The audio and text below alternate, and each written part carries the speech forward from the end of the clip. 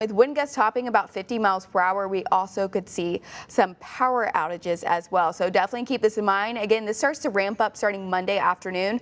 So I'll toss it over to Chief Meteorologist Jeremy Nelson for a look at more details as we head towards tomorrow with Debbie's impacts. Yeah, we're probably just a few hours away from having a hurricane in the Gulf of Mexico. Right now, winds are at 65 miles per hour. This is off to the west of Tampa, tracking its way to the north. Now that slowdown or a near stall is going to occur somewhere across southeast Georgia before it gets kicked off to the north and east sometime a little bit later this week. Now the updated forecast timing, let's step you through this. Landfall tomorrow morning, that could be maybe around 8 a.m. and then that track off to the north and east. And these are tropical storm symbols. So this is the position here at 2 p.m. on Tuesday. So again, very slow moving after landfall.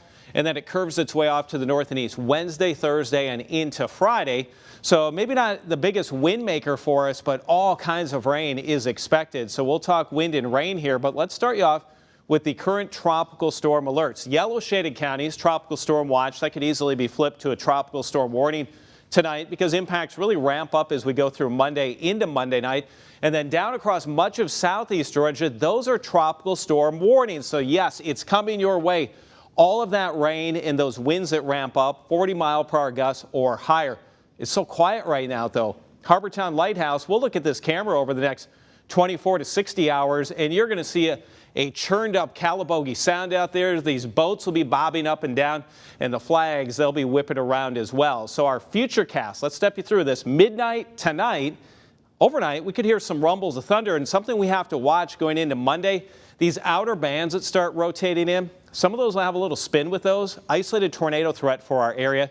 Now, as we go into Monday afternoon, some of those torrential downpours starting to overspread areas near and south of the Altamaha River. And again, any of these thunderstorms may have some slight rotation. We have a slight risk of spin-up tornadoes across the area. Torrential rain comes in Monday evening, continues Monday night into Tuesday. The difference Tuesday, though, there will probably be a couple cores of heavy rain. And then some locations see very light rain for a time, and then you might spin back into some of these bands of rain from the afternoon into the evening hours. By Tuesday into Wednesday, we watch that area of low pressure track its way off to the north and east. So let's highlight this. Areas shaded in yellow. If you get a tornado warning for your area tomorrow, know what to do. Stay away from windows, as many walls between you and the exterior of your home. So basically just stay home the next couple days, if at all possible, with this tropical system overspreading our area.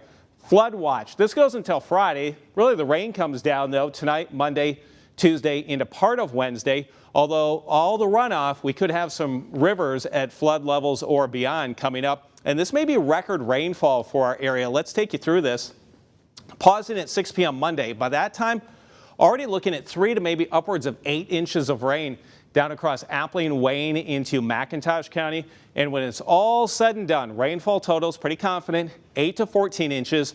1 or 2 locations across our area could be a little bit closer to 18 inches when it is all said and done. So that's why we are very concerned about some flooding across the area. It all starts on Monday. Wind gusts initially highest at the coastline. Some of those tropical storm force wind gusts will start overspreading the area. Monday night, flooding possible, and then on Tuesday, not as much rain, but there will be pockets of torrential downpours mixed in. And preparing for Debbie, just the simplest of things you can do right now. Secure that patio furniture, anything that could blow around during the storm. Have your phones charged and devices ready to go in case you lose power.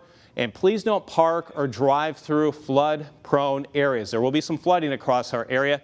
And if you want those weather alerts sent directly to you, just download the free WJCL 22 News app. 3 alert days coming up, Monday, Tuesday, Wednesday.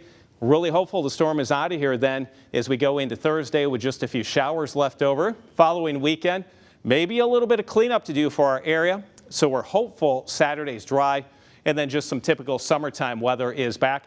Islands and beaches, your wind gusts again Monday into Tuesday, 50 miles per hour or higher. And you're also looking at that at least 8 to 14 inches of rain. Weekend forecast coming up for next weekend, definitely quieter, around 90 degrees, and just a slight chance of a shower or a thunderstorm. So we'll continue to monitor the very latest with Tropical Storm Debbie. We will